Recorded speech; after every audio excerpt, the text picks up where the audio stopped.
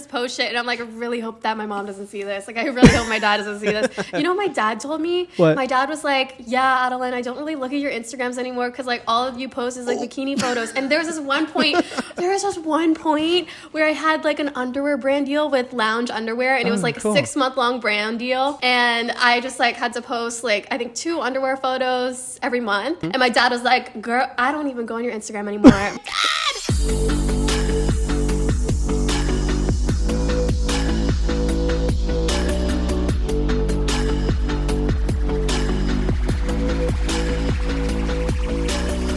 Aloha everyone, and welcome to Justaposition, the podcast where we explore mental health, vulnerability, and personal life journeys with creators you know and love. So make sure you subscribe to the YouTube channel if you haven't already, and listen to new episodes out every Thursday. Today's guest is a very special guest whom I've had the pleasure of, I mean, we've hung out a few times now, hasn't it been? Yeah. The one and only Adelaine Morin. Thank you so much for coming on, and her special guest, the doggo Blue. Yes, she's only here because there's a bagel right beside the camera. I can literally see her That's why eyeing she's it. looking so perfectly. Thank you so much for coming on. I'm really looking forward to this. Like, it's been in the works for a while, and I'm so glad you're able to come on. So thank you so much. Of course. I was like, I can't believe he wants me on. No, it's such an honor on my end. Like, seriously, like, I mean, obviously being able to, like, meet you in person and hang out multiple times has been, like, so cool. But, like, everything that you and your platform stands for is, like, everything that I love. Like, right before this episode, I was listening to, like, 2 of your podcast episodes, which, if you guys haven't already, check out her podcast. No. Me crying for an hour straight in some of them. No, it's great. You know what? This podcast is all about vulnerability, so we celebrate the crying over here. We appreciate it. We do it a little bit too much. Hopefully I don't cry today because I just finished my makeup. No, you're fine. I mean, for anyone who may not know who you are, which I'm sure everyone does who's listening to the podcast, I'd love for you to, like, introduce yourself. Yeah, my name is Adelaine Morin. I've been doing social media, mostly YouTube, for over 10 years. Like, since I was 13, I've been doing YouTube for over half of my life. And yeah, I, like, started out with makeup, and then I kind of more so I'm doing, like, lifestyle content, but yeah, I also just love watching your videos because, like, I feel like I'm not the best at skincare, but I just love, like, watching all of your videos and just, like, thank you. I feel like you're so knowledgeable about skincare.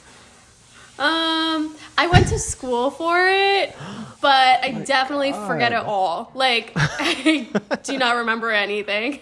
Oh my gosh, for some reason I did not remember that you went for school for cosmetology, right? Mm-hmm. Oh, I totally forgot about that. I do makeup, skincare, and hair, but I just forget it all, which is sad. But hey, I mean, you got to apply some of it. I mean, I would say, like, you got to apply some of it with your first, like, because, like you were saying, you started out as, like, a beauty content creator, right? And then it's kind of, like, transitioned over the years. When did you, like, make the transition from beauty content to, like, lifestyle content? I think I started out with my main channel, which was my makeup channel, and then I saw other YouTubers like Alicia and, like, other YouTubers that I looked up to. They all have vlog channels, and I was like, okay, I'm gonna, like, make a vlog channel. And I did not take it seriously at all. Like, I would upload iPhone videos of, like a time-lapse video of me doing my sister's makeup, like, dumb, stupid videos. Like, I think, like, a video of me bowling, like, a 1-minute video. Like, YouTube was so different back then. It was like Charlie Bit My Finger weird era. We just upload random videos, and then I don't know, I would just upload. And I think just, like, consistency is key because sooner or later, like, the vlogs started getting views, which I don't even know why. And now it's like my vlog channel gets more views than my makeup channel, which I transform my makeup channel into my podcast channel. But yeah, I don't know. I think I really like it because I feel like sometimes, I mean, I want to know your thoughts on this too, but I feel like makeup and maybe even skincare for you, it can be very limiting with ideas and brainstorming and coming up with ideas. And, you know, I feel like sometimes people just get, like, burnt out of watching, well, not burnt out, but they just get tired of watching makeup all the time, or they just get, like, in makeup phases, like, back in the day, like, 2015 era with, like, Jeffree Star and, like, all the, like, James Charles, like, drama and stuff like that. That was, like, the peak of the beauty community on YouTube. Whereas I feel like people don't really care about makeup as much anymore. Maybe on TikTok, but I don't know. What do you think? I mean, I completely agree with you because I feel like that era was so big because there was a lot of like love for the artistry, I think, behind makeup. But I think that only went so far because after a certain point, people are like, okay, I'm not doing double cut creases and a full glitter moment every day. Like, I have my normal makeup routine. And especially with like the rise of like minimalism for makeup, and same goes for skincare too. Like, it just, you know, really had its big peak. And then I think everyone was like, you know what? I have my normal makeup routine.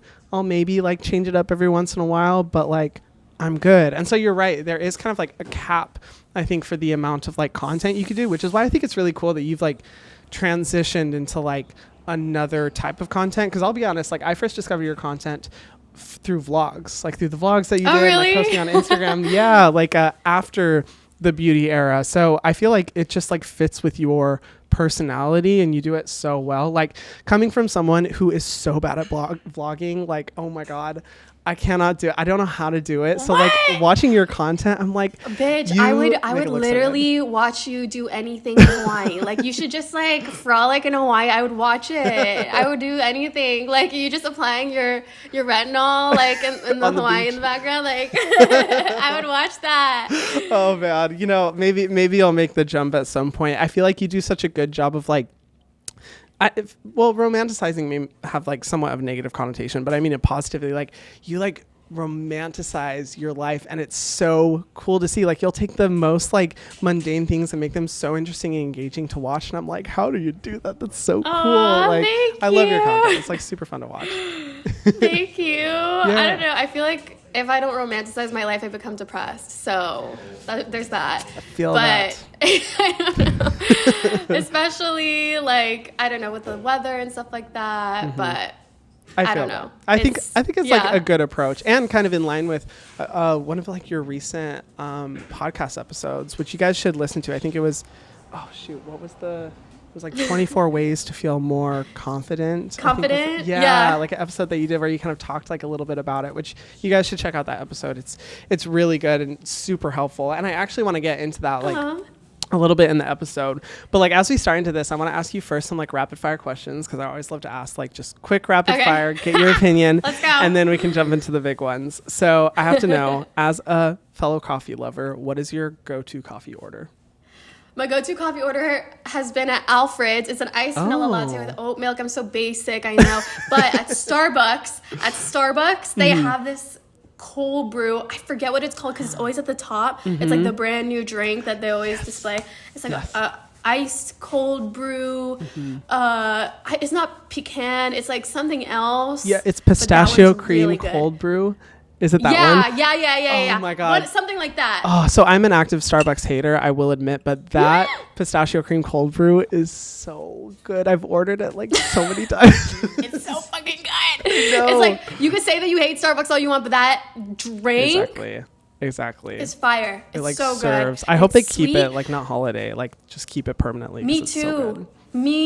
Me too, because oh my God, it's just like, it's sweet, but it also gets you so hyper, and it's just it's like also the perfect color. Like I'm very particular about my colors of lattes. Like if it's a nice creamy like light brown, that's how you know it's gonna be a good latte. Like I don't like it too dark. This one's a little too dark for me. You know, I want to add a little bit more creamer. Oh my God, you would hate my coffees. Like I, besides like the black? Occasional, I always drink like straight black, like boring, basic, no flavor, no, life to it. It's so, I respect the commitment to the aesthetics of the coffee. Yeah, I mean, it's healthier, so that's good. Yeah, and that's honestly my reasoning. I'm like, with the amount of coffee I drink, like there's just no way. I think if I ordered like a pistachio cream cold brew every day, so much sugar every day, it would be a mess. How many cups do you have a day? I've been trying to cut back recently to only like 2 a day. Oh my God. Yes. But like, it kind of depends. Sometimes I will have 3. I think I'm already on my 2nd today, and it's like barely noon, so we'll see. It's it's a process of fighting the addiction. There's what can I say? Worse things to be addicted to. Exactly. I could be doing so much worse. So, okay, love the coffee order. And what would you say? To that. Cheers with my coffee. I'll just cheers the screen. Okay, well, what would you say what is like your newest hobby? Anything like you've recently picked up that you're like, oh my God, I'm obsessed with this? My newest hobby, have you ever tried this, is Pilates. Pilates, have you tried girl. I've only know it like from the I haven't actually. Is it like super addictive? It's okay, so I wouldn't say it's addictive, but you really get a good workout, and you don't even realize that you're working out as hard as you are. Like, there's days where I do Pilates, and the next day I'm like, damn, I'm sore. Like, I used to do weightlifting.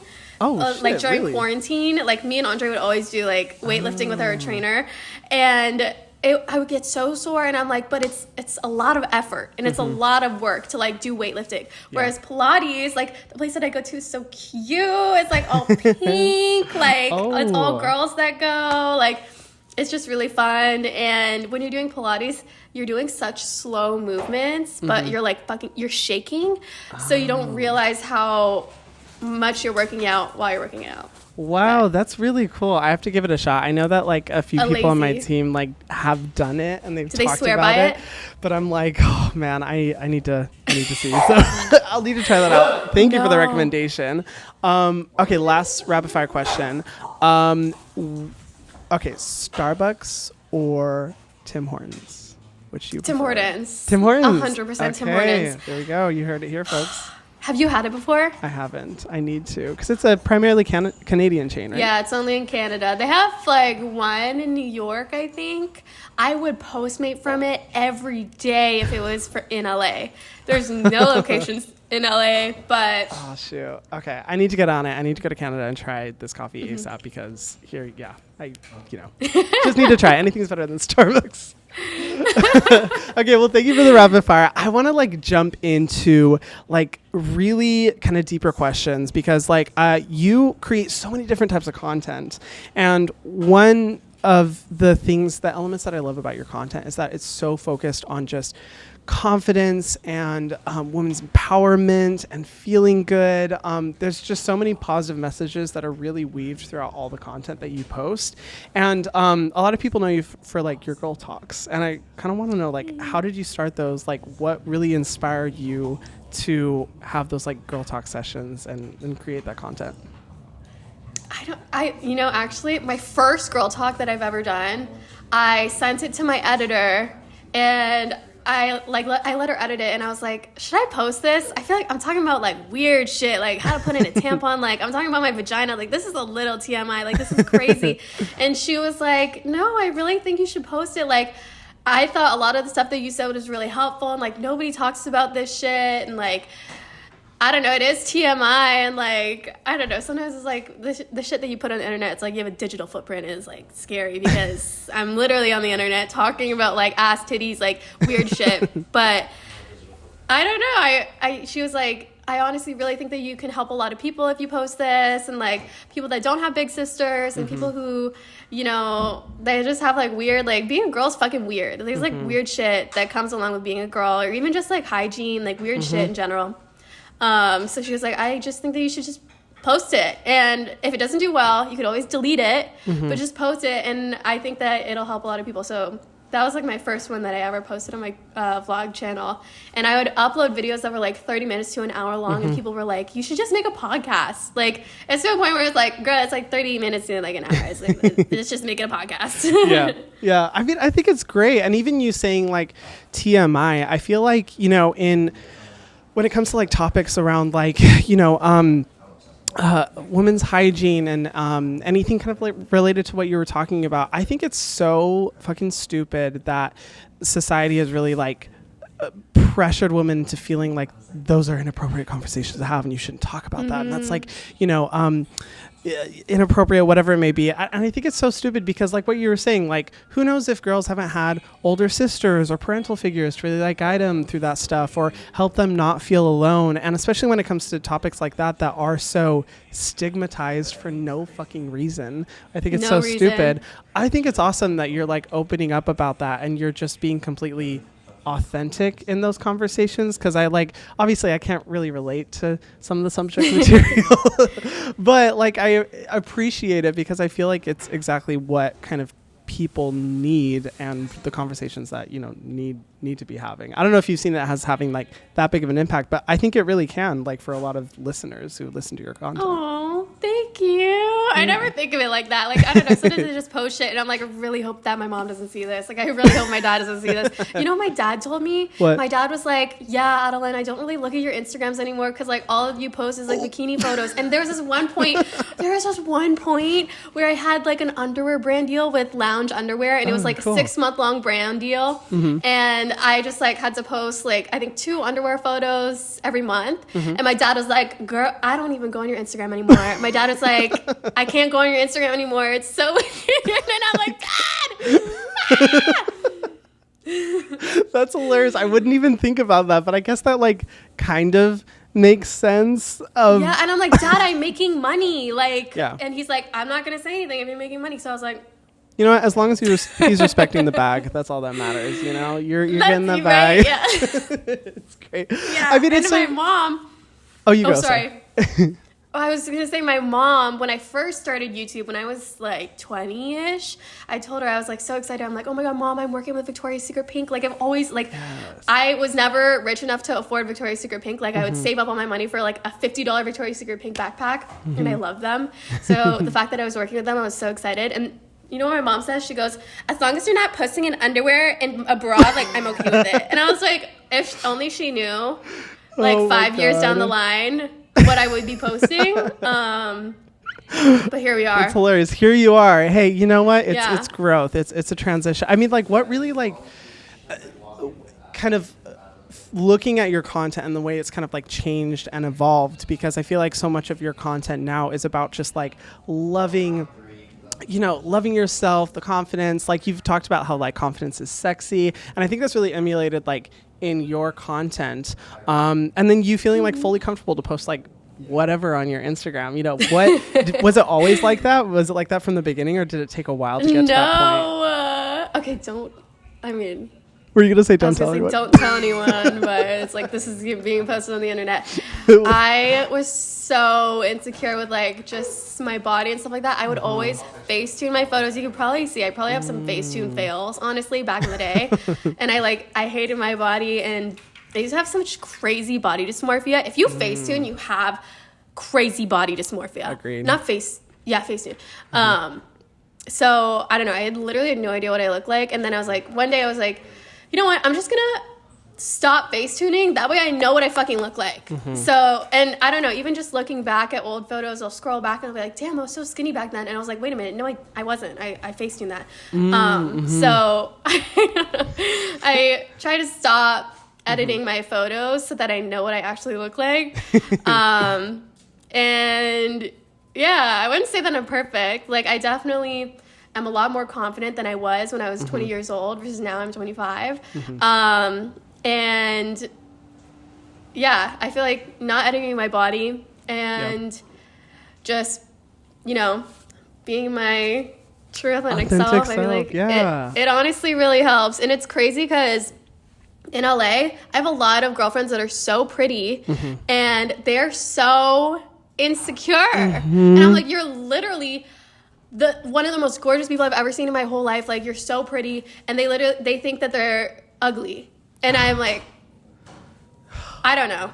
It's so really unfortunate. toxic. It's so sad. I don't think it's like productive when people like kind of consider that like conventionally attractive people have more confidence. I feel like in my experience, like a lot of the people I know who, you know, kind of like fit the conventional beauty standards, tend to feel like they have a lot more pressure on themselves and tend to have like a lot lower confidence than you would think, because whether it's external pressure or internal pressure, it like kind of plagues them. And it's so sad because like even what you're talking about too, like with body dysmorphia, like I've struggled a lot with body dysmorphia. I've talked about like my experience with my eating disorder and how, you know, body dysmorphia would really just trigger it. Yeah. And it's something that's so hard to like really separate your mind from. It's already like kind of plaguing your mind as is, but to have like the kind of courage to just like be able to post what you look like without face tuning, without the editing, especially working in a job, I guess you could say, now where that is like literally your job to like post about yourself. Like that takes a lot of guts. And I think people may not realize like how much bravery that kind of takes. I know that it's just a picture, but it really is like when you have a large audience, it's like, because it's like you get 99 good comments and there's one comment that's like, you're fat. And I think about it the rest of the day. And I don't think people like realize, they're like, oh, it's like an influencer. Like, they're not going to see my comment, blah, blah, blah. But like, we fucking see that shit. Do. And it like gives us fucking body dysmorphia. It does. Oh my God. It's like our body dysmorphia is waiting for like that one comment to just like make everything melt down. I'm just looking for that one comment. No, that's why I started reading the comments for the first hour. And then after the first hour, I just like can't read the comments. Because the first hour is like your actual real like supporters and people that are really nice. And then it's like the haters that come out of the woodworks like a day or two later. It's so true. It's so true. That's actually something I've started to do as well, because the people that are going to be there like at the beginning are like the diehard like people who are willing to support you like throughout everything, and then it just kind of turns to shit after that. So I don't blame you. I mean, so like you've posted about like finding your own confidence. Like I was listening to your recent podcast episode where you're talking about like how you used to be insecure about your lips, and you used to be insecure about like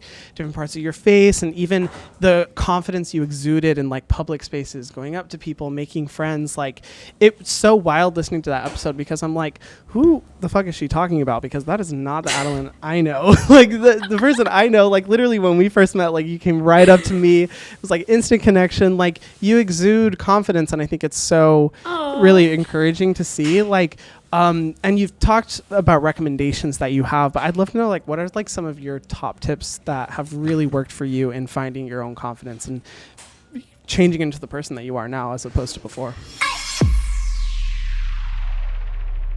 I feel like faking it. Like, this. I feel like Rihanna. Yes. What did she say? What's that audio on TikTok? Oh, yes. Where they're like, how do you... Pretend. Oh, she's like, pretend. Yes. Yeah, that's such a good approach. Yeah. But Rihanna's my number one person that I love, love, love, love, love. Like, she's everything that I want to be. She's so successful. She's so confident. She's like, she has her confidence from within. Like, you could just tell her aura and her energy. So I feel like faking it and having like that one person that I always like pretend that I am and I like channel them. It really helps, because naturally I'm a very introverted person and I've always been like that. Like in school, I wouldn't talk to anyone. Like I was fucking weird when I was younger. I would go to dance class and not talk to anyone. Really? I was such a loner. And I think there was like this one dance class, like the very last one, where like someone went up to me and like said hi. Like I wouldn't talk to anyone. I was like fucking, I was mute. Like I wouldn't talk to anyone. I believe that like if someone wants to be my friend, like they would go up to me and then no one would go up to me. And I don't know. I just realized that, I feel like it's not other people's responsibility to go up to you and say hi to you. It's your responsibility to go up to people. And I also realized that, I don't know, someone like with a platform, I feel like people already assume that you're rude and people already assume that you're stuck up and whatever. And I don't know, that's like what motivated me to be like, okay, it doesn't even matter if I know who they are, if like whatever, or if they know who I am. I'm just gonna say hi no matter what. Because like there's times where I'll meet people and they don't say hi and I'm like, they're kind of fucking rude. But then I'm like, what if they're just shy? I don't know. So I don't know. I try to say hi the most that I can and like really push myself and just channel my inner the inner Rihanna. Yeah, I love it. That's actually really cool. I haven't like thought of like really like picturing the person that you kind of like want to that embodies everything that you want yourself to be, and like channeling that person. I've never really tried that. I'm gonna have to try that. I think that's really cool, because you're right. Like it works because you have so many beliefs about yourself, like, oh, I'm an introverted person, oh, I'm a shy person. But if you're pretending to be someone else, then all those beliefs just like melt away. I love it. Fake it till you make it. I think that's such good advice. And like, I think it's really cool that you're being like vulnerable about like your experiences with previously being insecure versus now, because it's like, it would be so hard for me to imagine, because I'm just like, wow, I cannot picture that at all. But like similarly to you, like for me, I'm naturally a very introverted person too. I've like had to work to be more sociable in my current life, because like when I was in like middle school, high school, and even in college too, like people would call me, they're like, oh, you're the quiet kid, you're the one who like never talks, and like I had to like, it took time to like break out of your shell, you know. But my God, I love you. I love introverted people. I know. Now I won't shut the fuck up, but you know, I used to be quiet. But no, yeah, I really like, I think there's power in both, you know, like having those moments of introversion, but also, you know, being able to be sociable. But I love that you were saying like, it's not other people's responsibility to come up to you, to talk to you, to engage with you, like, and you can't judge them for that. You know, you have to like put in the effort and put in the work and take that initiative to like connect with other people, even if it is like super freaking scary. And so I love those recommendations. You guys should definitely go listen to the podcast that I was talking about. It was like 24 ways to feel more confident, or I can't remember what it was called. Something like that. You can find it on her account. It's great.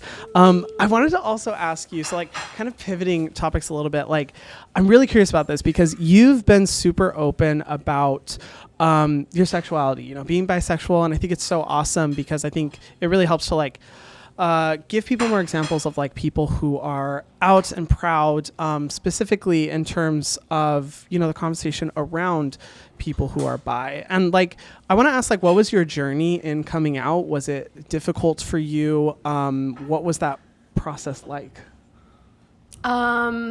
This is so weird, and I'm just gonna say it, but I feel like when I was younger, I was almost like not homophobic towards people, but I definitely was homophobic towards myself, where I basically like, I was obsessed like Santana and Santana and Brittany and Glee, and I'd be like, oh my God, they're so weird for like, you know, kissing, like they're so fucking weird, and I would like low-key judge them. But I don't know, I feel like as I got older, I was like, maybe I am a little gay, I don't know. And then I saw other people, which honestly really helped me. Like the first like femme girl that I ever saw really come out was Ingrid Nielsen. Do you ever watch her? Miss Glamorazzi? Yeah, she's that's so cool. My fucking queen, and I love her. And I was like, damn, I thought like in order to be gay, you had to like look a certain way. You had to like be like, you know what I mean? Like I feel like if you grow up in like a Christian household, it's like kind of like looked down upon. Yes, very. So I was like, I don't know. I'm like, if she's gay, like, that's a little interesting. I don't know. So I was thinking about it. Yeah. And then I finally became single, and that's where I feel like I kind of was able to like, you know, see what I'm into, because I feel like it's just the same as dating, right? Like straight. Like straight people have to like go on dates and figure out what they like and blah, blah, blah, blah. And that's like what I kind of did, I guess, like figuring out my sexuality. I would like go on dates and figure out what I like, and yeah. So. It's just like a process. I mean, it's so cool. It's figuring out just a process of like what you like and not being like closed about it. Because like even when you were talking about like being like homophobic, I feel like anyone who is raised in an environment that's say like Christian or closeted, you kind of go through that internal struggle of like internal resentment, because if you're feeling resentful, that means you are seeing elements of yourself in the other person or in the idea that you're not really ready to accept yourself. So even for me too, kind of jealous of. Yeah, exactly, because you're just like, oh, I don't like that, because you identify with that, but you're not really willing to accept that. And I know for me personally, like throughout like middle school and even elementary school, I'd just be like, oh no, I don't want to be gay. I don't like gay people. I don't want this, blah, blah, blah, you know, because I wasn't able to accept it myself.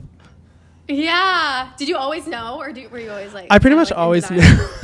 I pretty much always knew, but like I was raised in such a suppressive environment that it was just like, oh, that's like, you know, and a very Christian environment too. So it was like, oh my God, that's the devil talking. That's sin. Yeah. I won't let myself think about that, you know, until I had no other choice. And I'm just like, bitch, my inner you're monologue gay. in my head, looking at ass and titties. That's a sin. That's a sin. Exactly. That's a sin. Exactly me walking through the men's underwear aisle in Walmart being like, sinning right now. I'm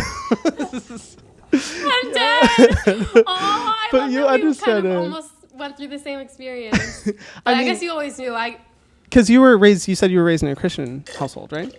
Mm-hmm. Yeah.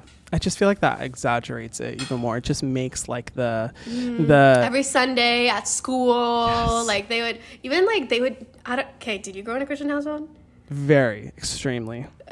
And they would be like, masturbating is a sin, or like Yes. masturbating is awful, and like that fucked me up for like the longest time. Like I thought that it was a bad thing, but it's not a bad thing. If anything, it's healthy. Yeah, no, it's literally scientifically healthy, and exactly the same for me. It was like masturbation is like one of the worst sins that you can make, and it's like of the devil, and you're summoning the devil and all this stuff. Yeah, So fucking dramatic. I'm like, oh my god, calm. They're so the fuck dramatic. down. I mean, I still like my family is still so like I respect it, but Yeah. I think there are definitely like toxic parts of it. Obviously, I don't know. Oh yeah, definitely. Yeah. I mean, when it's that narrative, when it's that kind of like shaming, and guilt-driven narrative, I think it's like absolutely ridiculous. Also because like, not to spill too much to you, but I already know so many Christians are doing that on the DL and just don't want to be honest about it. So it's normal. It's a part of life, and that's the thing too. Like with that self-acceptance, when you're able to like get up to a place where you're just like, I'm chill with it. I'm cool. I mean, with you being openly bisexual, this is like out of just genuine curiosity, because I think society and like what we've seen in social media, it's come so far with like acceptance of gay people, and really the conversation has shifted so much in the past like 10 years, but I feel like, a lot of people tend to forget that LGBT plus community stands for more things than just gay.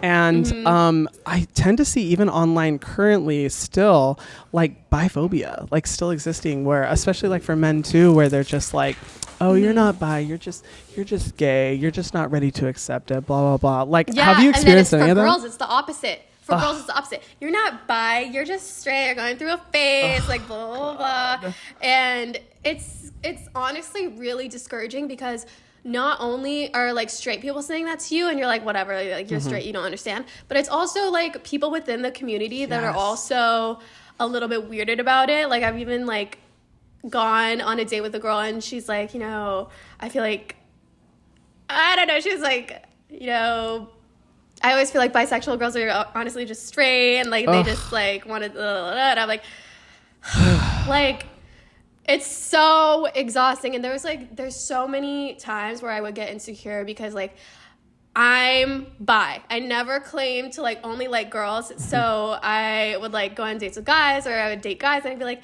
am I a fraud? Like I'm telling people that I'm bi, but like I'm going on a date with a guy and that's straight. And then I'm like, it fucks you up in the head. Being bisexual fucks you up in the head. It's like I almost wish that I was like one or the other, because being bisexual is like so confusing.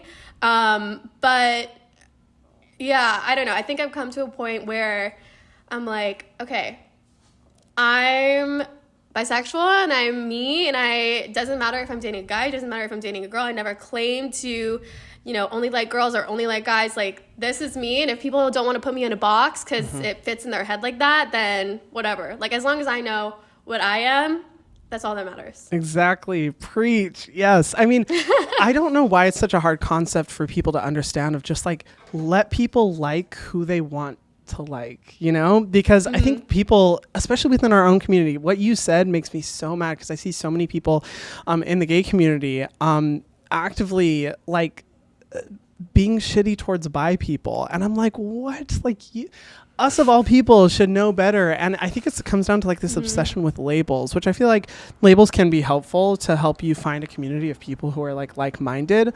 But like sometimes when I see like gay people being like, oh, you're either straight or gay, you're not bi, I'm like, that is giving homophobic energy, sir. Yeah. And if you weren't gay, it's like you would be so They homophobic. can't put you in a box like that fits their mind. It's like I feel like people have like two boxes of like you're straight or you're gay. Yes. And then when you say they're bi, you're like, they can't compute it. Like they can't understand. They're like, which box do you go in? I don't know what box you go in. Like which one? Exactly. And if we just like all accepted just the message of like, just let people like who they want to like. If it's a girl, if it's a guy, if it's both, it's whoever. Like, why is that such a hard concept to understand? And so like I you know, like applaud you for just being open about that and like committing to yourself, because I have seen from my friends and people who I know who are bi, kind of that struggle that they go through where they're like, ooh, like, do I conform to like society's expectation of being straight, or do I go according to the label of being gay, or like which one? I don't know. You know, it's like, oh, you know, just love who you want to love, enjoy it. And I think it's really cool, like that you're, and you don't even have to put a label on it. Yes. Like I feel like I put so much pressure, and I was like, what am I like bi or pan? Like I don't even, still to this day I don't even know what I am. And I'm like, no one cares that much. Like it doesn't matter. I don't know, like you put a label on the person that you fuck. Like, yes. At the end of the day, it doesn't matter. Like, who cares? Like, you're still you. I'm pretty sure Harry Styles hasn't. He's like, people ask him what he identifies as, and he's like, I don't know. He's like, he doesn't really answer. He's like, I don't know. You don't have to put a label on it. And I really like that. I don't know. I feel like there doesn't need to be a label. But if it makes you feel happy, I mean, like, I think, like, the label of, like, you know, say, for example, like, the gay community can help you, like, if you're like, oh, okay, like, I'm gay, it can help you better connect with, like, other people who are, you know, like, similar to you. But I do think, like, you know, looking at the progress that we've made within the LGBT plus community, I feel like the next phase that we would need to really adopt is this, like, not obsession with labels, because I don't know if you agree, like, let me know. I think attraction is a spectrum, and I think it's spread across so many different elements. There's physical attraction, sexual attraction, emotional attraction, intellectual attraction. And so by saying, I don't believe guys when they're like, I'm 100% straight. I'm like, no, there's no way. You're at least 1%. Like, I know you're 1%. Like, they're like, it's like, it's, because they'll put their bros above everything else. They're like, oh man, I'll always be with my bro, like, ride or die. There's nothing wrong with being a little gay. Everyone, exactly. I mean, maybe it's just me, but I feel like everyone is a little gay. At least 1%. And 1% can mean, like, you find someone, like, attractive, but, like, maybe you don't want a relationship with, like, someone of the same sex. But you know what I mean? Like, I feel like everyone is a little bit. Yeah, exactly. And, like, they're in denial. Exactly, you're in denial, babes. You need to do some introspection. Denial is the river in Egypt. Yes. Your husband is gay. Exactly, because there's like so many different elements to attraction. Like, it's not purely based off of just like raw sexual attraction to someone else. There's so many other elements. Emotional. Yeah, exactly. I mean, that's my personal opinion. I'm sure the straight bros would disagree, but whatever. We don't care about them. So. Yeah, that's like literally like 1% of all my audience is like 95% girls. Oh my god, that's a flex. That is awesome. I think you even have a larger really female audience than me. Like, more women follow you, because mine actually, which I'm glad to see that like guys are following, because it used to be like 95%. Now it's kind of like dropping down, but that's like the best audience you could possibly have. It's just like I know. I love having a female audience. Yeah. Andre was like bragging to me the other day, and he was like, oh, I have like, what did you say? I didn't brag. Oh, Andre, you're there? What the fuck? I didn't know he was there. Hi, Andre. He's like, I have like 80% guys. What's up? And I was like, that's my worst fear. Can you hear me? Yeah, I can. Hear you. You can hear me on the thing? Yeah, I can hear you. Okay. Who's talking about? You. Oh, I couldn't even tell. I thought I was like, no, I can't hear him, that's why. That's why. On Instagram, I've always had like primarily female audience, but then whenever I like post like some kind of like thirst trap or something, I get more guys commenting, and then I started posting on TikTok, and like within like the first like month of me posting on TikTok, my audience was like 86% men. That's my worst fear. My worst fear. It's just me posting like get ready with me, and every time I go live, they're like. There's some crazy they're always asking for like my Twitter. Like I cannot. They're like, drop the OF link. Come on. Yeah. I cannot. That's hilarious. He's like, drop the OF link. oh no, I did a Q&A on Instagram yesterday. So I was like, would you ever give us an OF? And I was like, maybe. Andre! Yes. Oh my God, you heard it here first, But folks. actually, should we tell them the story of how we kind of met? Yeah, please. Oh, kind of. Because we met. Wait, yeah, you were there. We met. Was it the first time we met at the Thirst Project event? Yeah, the walk, Yeah. like right before that, yeah. And it was me, Andre, RCL Beauty 101, and you. Yes. And we were all like we had to carry these gallons of water, and they were so heavy, just to like represent the women that carry the gallons of water every single day to bring their family. I love the Thirst Project; they're amazing. Yeah. But yeah, that's how we first met, and then I think another time that it was like at the Thirst Project Gala, wasn't it? Oh yes, the gala. That was like the most recent time I think I saw you. Yeah. Yeah, no, it was so great. Like the first time like we hung out, because it was so like not what I would expect like our first like really hangout session to be, because and it was really cool because Thirst Project, they wanted us to like carry these I don't even know, jugs, I guess you could say, jugs of water. And it really helps you like think of like the people who have to carry water like every single day. But we walked, I think, for like a mile. Like Andre and I were like trading these like super heavy like water buckets. Huge water gallons. Yep, we're like dripping in sweat. It was and then just to speak to your like how cool of a person you are, you've literally continued working with Thirst Project and supporting them. They're such a good organization. You guys should check them out. They're so cool. But yeah, and then literally got to see you at the gala. Very different. We weren't dripping in sweat. You looked stunning. We're all dressed up. We're actually looking cute. Yeah, it was so great. It was so awesome. Like it's been cool. I mean, I hope to see you at like another like Thirst Project event. But I'm glad that like Andre got or we need to visit you in Hawaii. Please come visit me in Hawaii, because like I know that like you guys used to come a lot and now you don't come that much anymore. I know.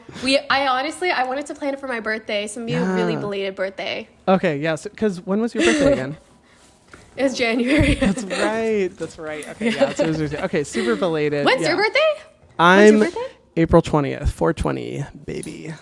Yep. Wait, you're 14. Yes. That's easy to remember. I know, right? Yeah. Wait, what's your sign again? If you're January, you're Aquarius? Aquarius. Yeah. Are you? Oh my gosh. Are you a Aries? No. I'm technically on the cusp, but I'm Taurus. I'm definitely, toxic Taurus. I can see that. Tauruses are very like every I was going to say every stylist I know is a Taurus, but really, a lot of them are Capricorns, but Tauruses are so hardworking. I feel like that's you. They're so hardworking and they're so like money driven, which like not saying that you're like money driven, but like they're like so good at making money and they love like material items. It's true. We're flashy. And they're homebodies. Yes. They love making their space nice. Like you live in Hawaii. Like I don't know. It makes no. You hit a lot of that like spot on, because like I do tend to overexert myself like a lot. Like we're working like way too much. Yes. And then the flashy outfits. I'm like, oh, I'm such a fucking Taurus. Every time you're on the carpet, I'm like, I really want to see your outfit. Hey, oh, thank you. I mean, you always look stunning too. I feel like you definitely give off like Aquarius energy, in the sense that like you're so like open-minded. You're so just like go with the flow with everything. Like every Aquarius I personally know, they're just like chill with whatever. They're like, whatever, dude, let's just go with the flow. Open to like any ideas. Like so just chill all the time. I feel like that's you too. Well, maybe not when you're on a few cups of coffee, but you're mostly chill. I'm kidding. Wait, exactly. I have to ask you. Oh my God. So you're moving out of LA. You're making the move.